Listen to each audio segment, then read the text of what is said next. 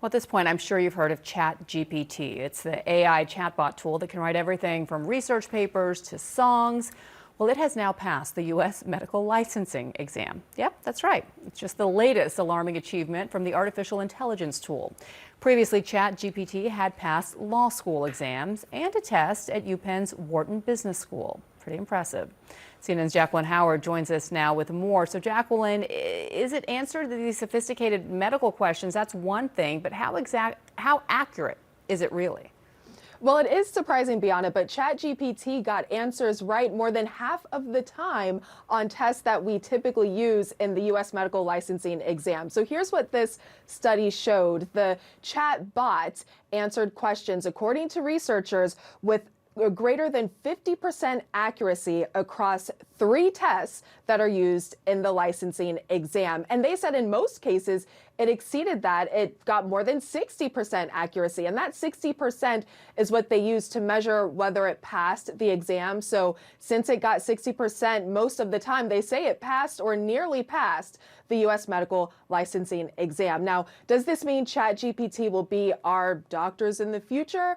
Probably not. Instead, researchers say this shows that it could be used as a reliable tool when it comes to making medical decisions, diagnoses, treatment plans, or translating medical jargon for patients to understand. So, Bianna, that's more of the role we see this playing here. So no Dr. Chat or Dr. GPT in my future, but also it's worth noting that it doesn't feel empathy like human doctors. And also we've heard a lot about medicine becoming more personalized in the future. So I guess to your point, it could play a specific role, but it wouldn't take the role of a doctor.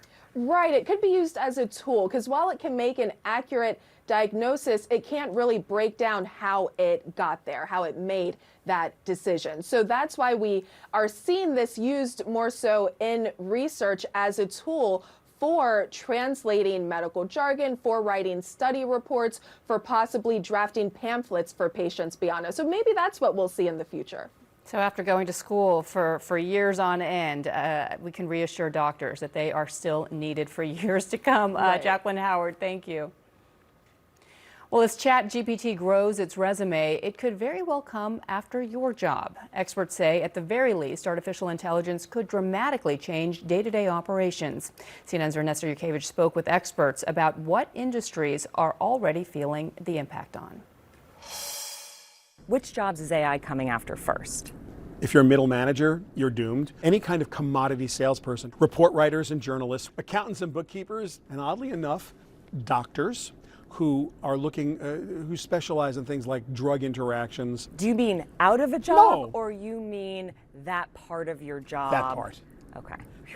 That's the relief a lot of Americans are looking for right now. The explosion of ChatGPT, an AI platform, showed us it could do a lot of what we humans do at work and faster. Will it take my job? Yes and no. It's not going to replace you. Someone who knows how to use it well is going to take your job, and that's a guarantee. By 2025, the World Economic Forum predicts that 85 million jobs will be displaced by automation and technology, but it will also create 97 million new roles. We've seen it before in the auto industry. While the auto worker may be displaced because they are not as good at welding or as painting as the robot, there's probably 35 people that have to be involved in the creation and maintenance of that device that welds better than a person.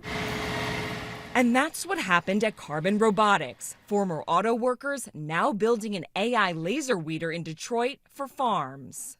It's a direct result of the history of auto manufacturing that we have that skill set available to us all in one place.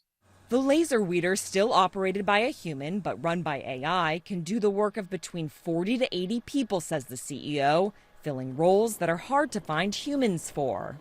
Labor is harder and harder to find every year, particularly farm labor. And an AI system like ours that can do that job automatically saves a lot of time, money, effort.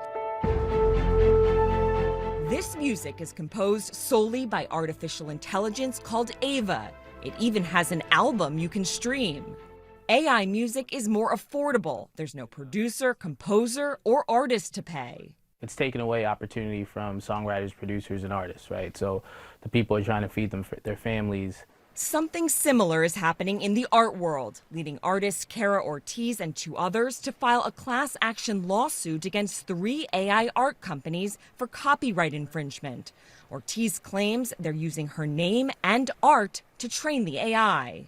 It's feast and famine for most of us. We go job by job. And what happens when there's a little bit less work to go around? Stability AI, one of the companies named, says the suit misunderstands how AI and copyright law work, adding it intends to, quote, defend ourselves and the vast potential generative AI has to expand the creative power of humanity. The 2 other companies did not respond. I never thought we'd be here. It's like straight out of a sci-fi movie. My father tried to teach me human emotions. There's a wonderful scene in the movie I, Robot. Detective Spooner hates robots. And he says, "Can a robot write a symphony? Can a robot turn a canvas into a beautiful masterpiece?" and the robot looks up and he goes, Can you?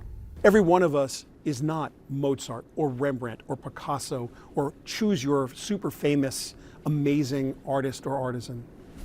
We're just people. This is not coming to kill us. It's coming to help us.